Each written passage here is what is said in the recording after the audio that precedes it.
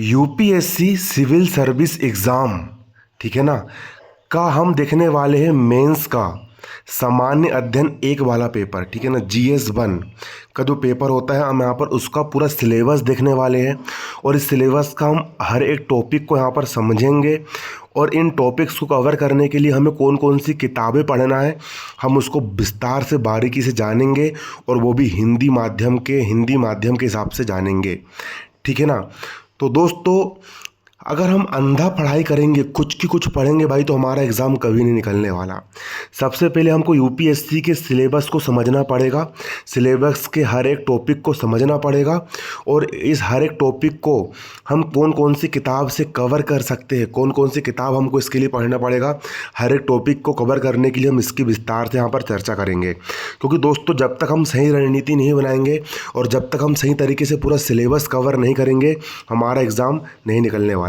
इसलिए हमको एग्ज़ाम निकालना है, हमको एग्ज़ाम क्वालिफाई करना है, तो हमको हर एक पेपर के, देखो सामान्य अध्ययन एक का जो पेपर है ना, तो उस पेपर की हमको पूरे विस्तार से सिलेबस देखना पड़ेगा और सिलेबस के हर एक टॉपिक को हम कौन कौन सी किताब से कवर कर सकते हैं हमको यहाँ पर ही देखना पड़ेगा। तो देख सकते हो भाइयों, ये जो सिलेबस मैंने निकाला हूँ, जो ऑफिशियल PDF है, जो कि upsc.government.in से निकली है, उसके आधार पर यहाँ पर ऑफिशियल PDF यहाँ पर मैंने निकाला हूँ और उसके हिसाब से यहाँ पर हम पूरा सिलेबस इसका हम देखने वाले हैं। तो देखो, सबसे पहले सामान्य अध्ययन एक का जो पेपर होता है, ये पेपर के बारे में हम समझेंगे। सामान्य अध्ययन पेपर एक है ना, इसका टॉपिक क्या है? भारतीय विरासत, हमारे भारत देश की पूरी विरासत कैसी रही है, पूरी विरासत, ठीक है ना। और संस्कृति, हमारे भारत देश की संस्कृति कैसी रही है, और इसी के साथ साथ विश्व का इतिहास, वर्ल्ड का इतिहास, और भूगोल और समाज, ये टॉपिक है।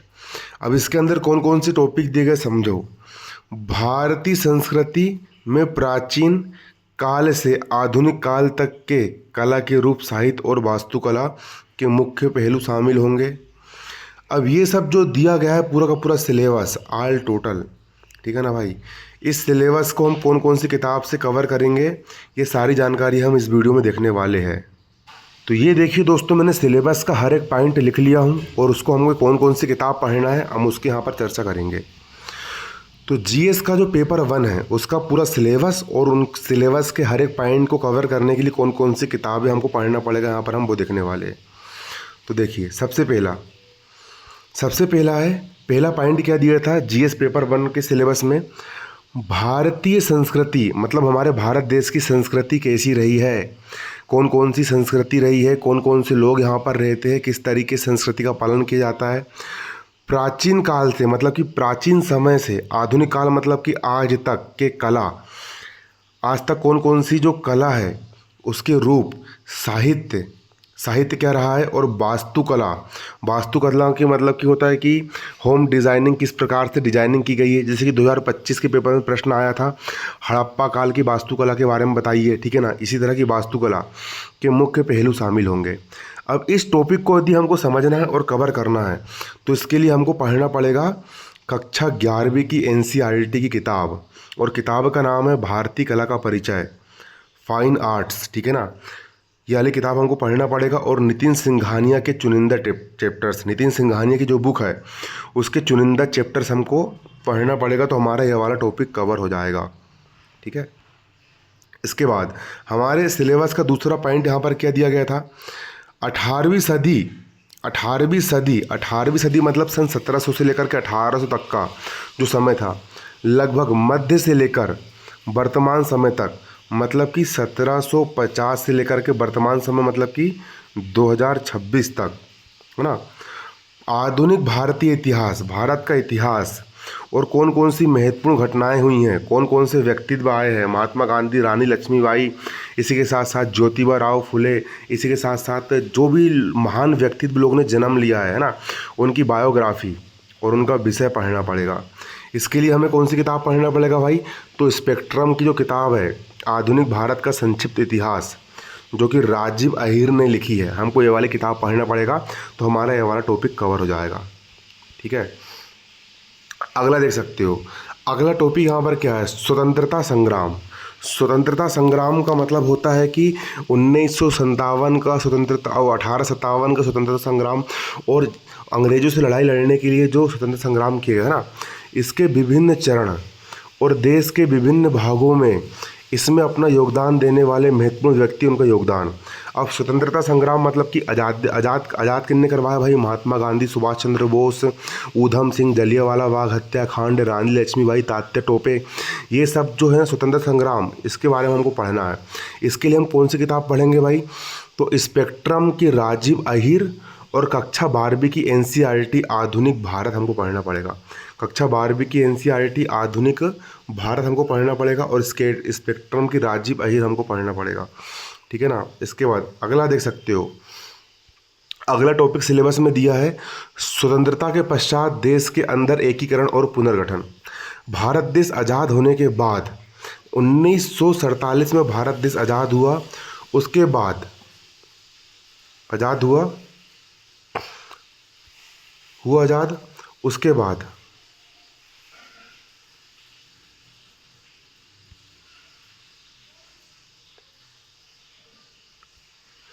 भारत देश 1947 में आज़ाद हुआ। 1948 में भारत देश आज़ाद हुआ। उसके बाद वो भारत देश जो था पूरे 563 रियासत में टूट चुका था, ठीक है ना। तो उन सभी रियासत का एकीकरण कैसे हुआ और फिर से सभी रियासत को राजा महाराजा को गठन करके पूरे भारत देश की नींव और स्थापना कैसे बनाई गई, उसके बारे में समझना पड़ेगा। तो इसके लिए हमको कक्षा 12वीं की NCERT स्वतंत्र भारत में राजनीति वाली किताब पढ़ना पड़ेगा, ठीक है। अब अगला पॉइंट 5वां पॉइंट बोल रहा है भाई, तुमको सिलेबस तो रट जाना चाहिए। अगर कलेक्टर बनना है, UPSC का एग्ज़ाम निकालना है भाई, तो सिलेबस तो पूरी तरह से रट जाना चाहिए, पूरी तरीके से याद हो जाना चाहिए। इन सबको ना भाई तुम सिलेबस को ना कॉपी में लिख लो, जो तुमको पॉइंट में बता रहा हूँ, और जो किताब बता रहा हूँ भाई, इसको भी तुम कॉपी में लिख लो भाई, ताकि तुमको आसानी जाए। पॉइंट 5 है विश्व के इतिहास में 18वीं सदी की घटना है। विश्व का इतिहास मतलब कि पूरी दुनिया का जो इतिहास है उसमें 18वीं सदी में कौन कौन सी घटनाएं हुई है। अब भारत की बात नहीं करेंगे, हम वर्ल्ड की बात करेंगे। जैसे कि फ्रांसीसी क्रांति हो गई थी और भी बहुत सारी घटनाएं हुई थी वर्ल्ड लेवल पर, और औद्योगिक क्रांति हुई थी, मतलब विश्व युद्ध हुए थे, राष्ट्रीय सीमाओं का पुनर्सीमांकन हुआ था, उपनिवेशवाद मतलब कि दूसरे देश पर राज करना, दूसरे देश पर शासन चलाना, ठीक है ना। और उपनिवेशवाद की समाप्ति कैसे हुई, हिटलर ने क्या करा क्या नहीं करा, पूरे वर्ल्ड लेवल की बात हो रही है। राजनीतिक दर्शन शास्त्र, जैसे कि साम्यवाद हो गया, समाजवाद हो गया, पूंजीवाद हो गया। रूस में समाजवाद चला, अमेरिका में पूंजीवाद चला। समाजवाद क्या होता है, पूंजीवाद क्या होता है, और वर्ल्ड पर किस तरीके से शीत युद्ध चला, है ना, समाजवाद आदि शामिल होंगे। उनके रूप और समाज पर उनका प्रभाव के बारे में भी यहाँ पर हमको समझना पड़ेगा। अब इसके लिए देखो दोस्तों, हमको क्या क्या पढ़ना पड़ेगा। तो देखो, इसके लिए हमको अर्जुन देव की विश्व का इतिहास, अर्जुन देव ने किताब लिखा है विश्व का इतिहास, वो पढ़ना पड़ेगा। और कक्षा 9वीं 10वीं की पुरानी NCERT हमको यहाँ पर बारीकी से पढ़ना पड़ेगा, तब हमारा ये टॉपिक पूरी तरीके से कवर होने वाला है, ठीक है। अगला पॉइंट क्या है, पॉइंट नंबर 6 यहाँ पर हमारा है सिलेबस का, भारतीय समाज की मुख्य विशेषताएं। हमारे भारत का जो समाज है उसकी मुख्य विशेषताएं क्या क्या है, और भारत की विविधता क्या क्या है। विविधता का मतलब ये होता है कि भारत में बहुत सारे लोग अलग अलग प्रकार की भाषा बोलते हैं, बोली बोलते हैं, अलग अलग प्रकार का पहनावा है, भारत में कई प्रकार के धर्म के लोग रहते हैं। तो इसके लिए हमें क्या करना पड़ेगा, कक्षा 11वीं की NCERT पढ़ना पड़ेगा, और NCERT का नाम है समाज शास्त्र का परिचय। ये किताब हम पढ़ेंगे तब हमारा ये वाला टॉपिक यहाँ पर समझ में आएगा और हमारा टॉपिक यहाँ पर ये कवर होगा, ठीक है ना। इसके बाद पॉइंट नंबर 7 के बोल रहे, समझो। पॉइंट 7 बोल रहा है महिलाओं की भूमिका, है ना। महिलाओं की भूमिका क्या क्या रहेगी, है ना। महिला संगठन, जनसंख्या और संबद्ध मुद्दे, गरीबी और विकासात्मक विषय, भारत देश में गरीबी और किस तरीके से विकास होना चाहिए, शहरीकरण और उनकी समस्याएं और उनके रक्षोपाय, ठीक है ना। मतलब आदिवासी लोग, शहरीकरण हो रहा है भाई, जंगल काटे जा रहे हैं, आदिवासी लोगों को फिर बचाने के लिए नक्सली बन रहा है, तो नक्सली समस्या हो गई, है ना। और इसके साथ साथ इनके रक्षा के उपाय, महिलाओं की भूमिका, महिला संगठन, जनसंख्या संबद्ध मुद्दे, गरीबी और विकासात्मक विषय, ये सब टॉपिक्स हमको पढ़ना पड़ेगा और समझना पड़ेगा। इसके लिए हमें कौन सी किताब पढ़ना पड़ेगा, तो कक्षा 12वीं की NCERT भारतीय समाज और विज़न IAS के मंथली करंट अफेयर्स हमको यहाँ पर पढ़ना पड़ेगा, ठीक है ना। तो इससे हमारा टॉपिक्स यहाँ पर कवर हो जाएगा। अब पॉइंट नंबर 8 क्या बोल रहा है, देखो, भारतीय समाज पर भूमंडलीकरण का प्रभाव। भारत के समाज पर जो भूमंडलीकरण हो रहा है, ग्लोबलाइजेशन हो रहा है, फ्लिपकार्ट अमेजोन चल रहा है, विदेश से सामान हम इंडिया में खरीद के लेकर के आ रहा है, पूरा विश्व का एकीकरण हो रहा है, ठीक है ना, है ना, वैश्वीकरण हो रहा है, उसका कर प्रभाव। तो इसके लिए हमको कक्षा 12वीं की NCERT भारत में सामाजिक परिवर्तन और विकास, हमको ये वाली बुक पढ़ना पड़ेगा, तो हमारा ये वाला टॉपिक कवर होगा। इसके बाद है पॉइंट नंबर 9, सामाजिक सशक्तिकरण, संप्रदायवाद, क्षेत्रवाद और धर्मनिरपेक्षता। हिंदू मुसलमान की लड़ाई हो रही है, मंदिर मस्जिद की लड़ाई हो रही है, क्षेत्रवाद, संप्रदायवाद। तो इसके लिए हमें क्या करना पड़ेगा, कक्षा 12वीं की NCERT भारतीय समाज पढ़ना पड़ेगा और दैनिक समाचार पत्र हमको पढ़ना पड़ेगा, ताकि हम धर्म की लड़ाई हो गया और क्षेत्रवाद के बारे में हो गया, है ना, ये सब हम समझ सके बारीकी से। अब पॉइंट नंबर 10 क्या बोल रहा है, पॉइंट 10 बोल रहा है विश्व के भौतिक भूगोल की मुख्य विशेषता है ना। इसके लिए कक्षा 11वीं की NCERT भौतिक भूगोल के सिद्धांत पढ़ना पड़ेगा, कि भौतिक भूगोल मतलब कि पृथ्वी की किस प्रकार से, मतलब कि पूरी जियोग्राफी बनी हुई है, हमें बारीकी समझना पड़ेगा। अब पॉइंट 11 बोल रहा है विश्व भर के मुख्य प्राकृतिक संसाधनों का वितरण। पूरी दुनिया भर में वर्ल्ड लेवल पर प्राकृतिक संसाधन किस प्रकार से वितरित हुए हैं, दक्षिण एशिया के बारे में और भारतीय उपमहाद्वीप को शामिल करते हुए पूरे विश्व का बारे में हमको यहाँ पर समझना पड़ेगा, है ना। पूरे विश्व के विभिन्न भागों में प्राथमिक क्षेत्र, द्वितीय क्षेत्र और तृतीय क्षेत्र के उद्योगों को स्थापित करने के लिए जिम्मेदार कारक, ये हमको पढ़ना पड़ेगा। इसके लिए हमको कक्षा 12वीं की NCERT मानव भूगोल के मूल सिद्धांत और कक्षा 10वीं की NCERT समकालीन भारत, ये किताब हमको पढ़ना पड़ेगा, तो ये वाला टॉपिक हमारा कवर हो जाएगा। अब लास्ट टॉपिक इस सिलेबस का भूकंप, सुनामी, भूकंप के बारे में, सुनामी के बारे में, ज्वालामुखी हलचल, चक्रवात आदि देशी महत्वपूर्ण भूभौतिकी घटनाएं, भौगोलिक विशेषताएं और उनके स्थान, अति महत्वपूर्ण भौगोलिक विशेषता जैसे कि जल स्रोत हो गया, हिमावरण मतलब कि बर्फ़ पिघल रही है, द्वीप डूब जाएंगे, इस टाइप के क्वेश्चन बन करके आते हैं, और वनस्पति एवं प्राणी जगत में परिवर्तन और इस प्रकार के परिवर्तन का प्रभाव, ये टॉपिक हमको पढ़ना पड़ेगा। इसके लिए हमें कौन सी किताब पढ़ना पड़ेगा भाई, तो इसके लिए हमें कक्षा 11वीं की NCERT भारत भौतिक पर्यावरण और करंट अफेयर्स GC लियोंग के कुछ चैप्टर्स हमको पढ़ना पड़ेगा।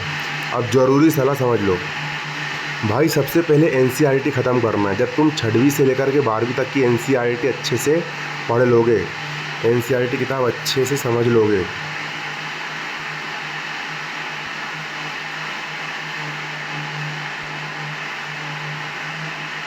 छठवीं से 12वीं तक की NCERT अच्छे से समझ लोगे, है ना, तो तुम्हारा 80% सिलेबस इन्हीं पॉइंट के हिसाब से ख़त्म हो जाएगा।